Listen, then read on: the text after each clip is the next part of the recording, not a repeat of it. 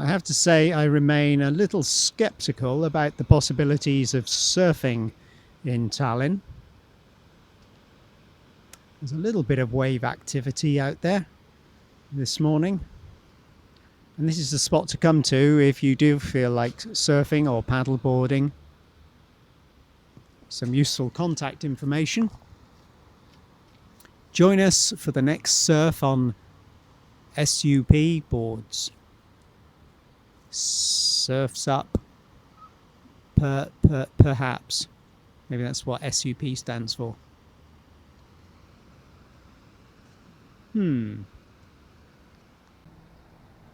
Okay. Here's another example of a bit of a late opening facility right next to Pirita Beach. If you do feel like coming here for breakfast, you better bring your own food. And perhaps later in the day this place will open and have various delights on offer to tempt you, lunchtime perhaps, or early evening. I'm not sure when it is going to be open. No opening hours among the bits of information.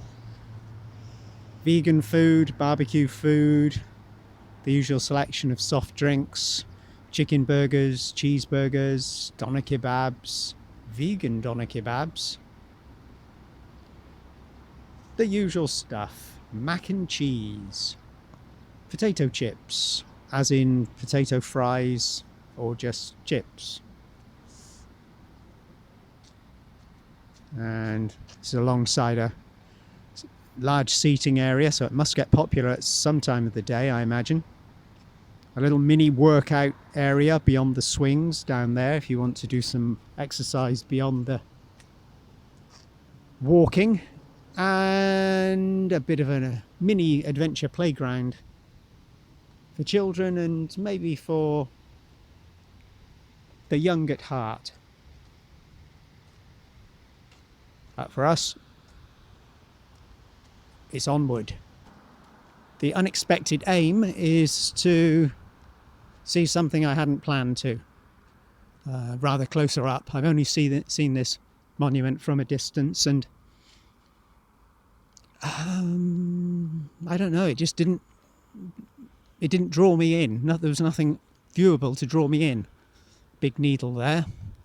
You think, okay, well, big needles in lots of places. Could be walking around Thames Embankment and see a big needle. And what does that represent? Is it a very thin, well, they didn't fight with spears in the Great Patriotic War, I'm sure, and the bullets weren't that narrow and long. No, I'm not sure, other than it's not even a finger pointing skyward, is it? It's something, and somebody will be able to explain it probably better to me, and then it will all make sense, and I will see it and think, aha, that's it. I haven't got the vision. I'm not entirely sure I'm approaching this monument from the right point, as there does seem to be a rather deep gully just over the embankment there.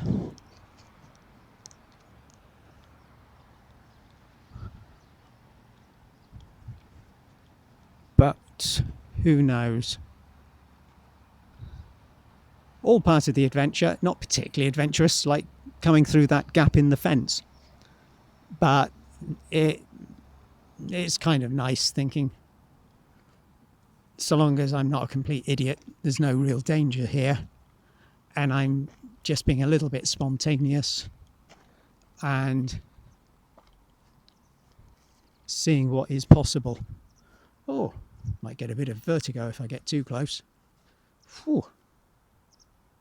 Well, at a push, I guess I could roll down there.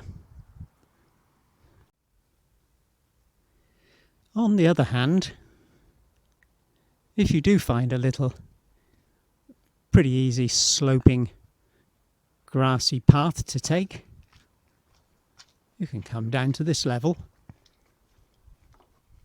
get up closer, try and get a better sense of what on earth this is. Although I'm not sure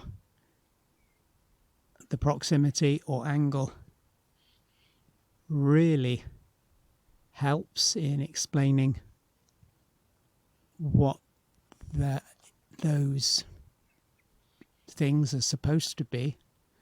Headless birds,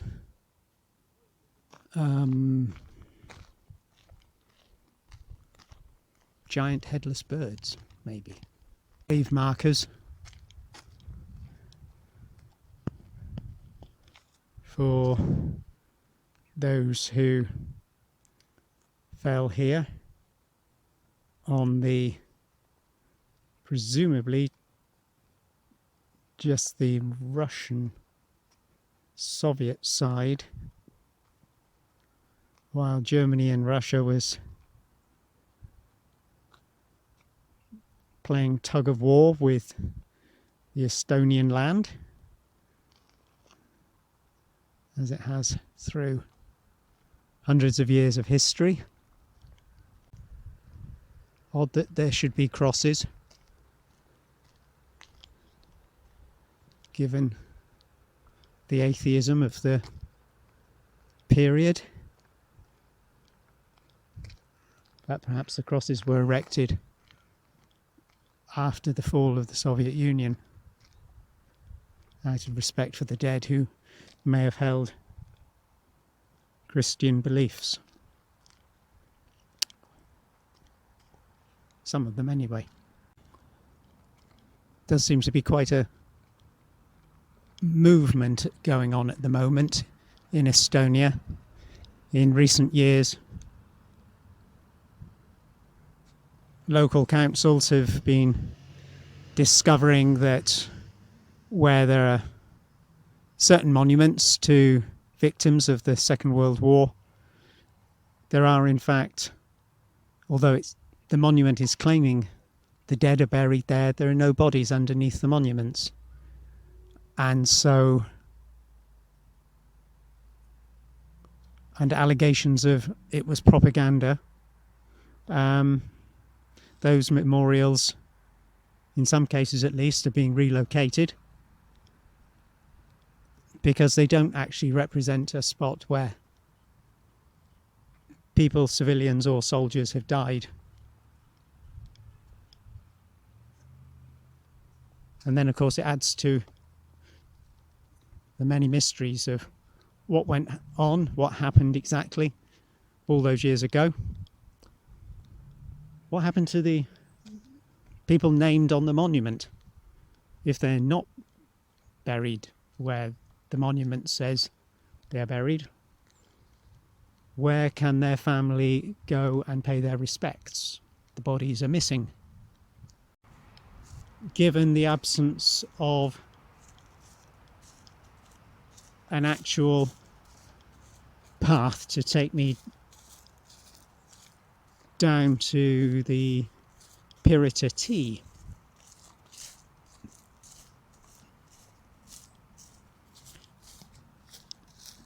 and it's just possible walking around this large site I might get to see something I didn't expect. Hopefully only pleasant surprises and not just a sudden drop off of land. Oh my god. Well, this wasn't the smartest idea I've ever had, is it? Okay. Lucky I brought my parachute. Well, very gingerly I made my slow descent. And down here, rather out of the way, there is some information on view. A monument to Estonian officers who fell victim to the communist terror is part of the memorial. A wall as the place where they were executed stands as a reminder of their fate. Gosh. I'm glad I didn't know that before I went there. Walked past the wall and didn't pay it a great deal of attention. Now that I know that, it's quite moving.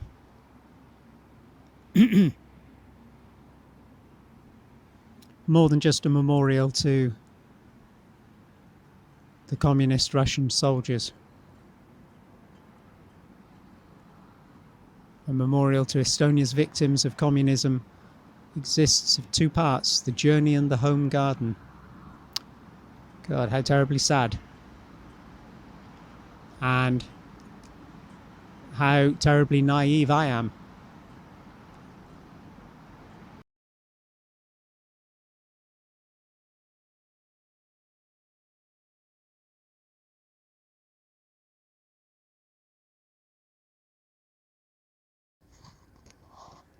I don't know if I'm just too far away, whether it's possible with the camera to pick up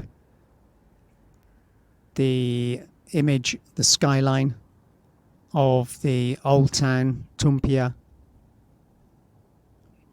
You have to believe me on this one, you can actually see not only the modern skyscrapers left of centre, but pretty much slap bang in the middle of the view, set behind the ferries, which are docked, and another one coming into dock. We have in the distance the skyline of Toompea, including the Alexander Nevsky Cathedral onion domes. And further to the right, all the way round to Pattare Prison, where we were the other day, and the Sea Museum, and even further to the right, more docks, more modern docks, carrying out their industry. This spot is in the shade, directly across from the memorial site where I've just been and been getting enlightened. Got the dried seaweed here and sand, creating a bit of a lunar landscape-ish.